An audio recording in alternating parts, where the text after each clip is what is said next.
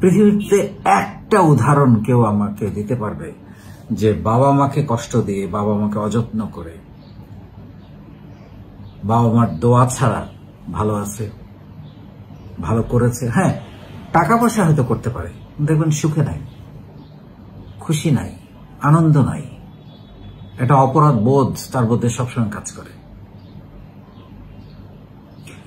So এবার চিন্তা করেন, ছোটবেলায় আমরা যখন লেখাপড়ার জন্য, বা আপনি বিদেশে থাকেন, দেশে এসেছেন, আবার যখন ফেরত যাচ্ছেন, আমরা যখন ছোটবেলায় গ্রামে গিয়েছি, লেখাপড়ার জন্য ঢাকায় আসছি, কিভাবে রাস্তায় দাঁড়িয়ে দাঁড়িয়ে চোখে পানি ফেলতেন, তাকিয়ে থাকতেন যতদূর দেখা যায়, গাড়িটা যতদূর দেখা যায়, বাসটা যতদূর দেখা যায়, বা রিক্সাটা যতদূর দেখা যায়, তাকিয়ে থাকতেন, চোখের পানি ফেলতেন।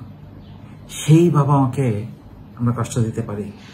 জীবনে কিছুই ঘটবে না, আপনার লাইফে কোনো মিরাকেল, কোনো চমক, কোনো সৌভাগ্য ঘটবে না, কোনো খুশি ঘটবে না যদি আপনার বাবা মার ভালোবাসা, দোয়া না পান। অনেক সময় বাবা বা মা আমাদেরকে ফোন করলে আমরা বলি যে আমি ব্যস্ত আছি, পরে ফোন করো। আরে কিসের এত ব্যস্ততা?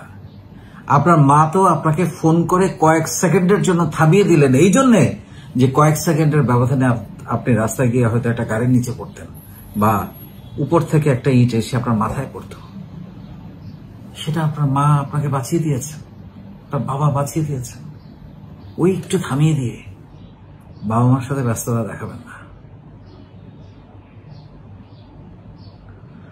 তাদের মনে একটা স্বস্তি দেওয়া দরকার, সুখ দেওয়া দরকার,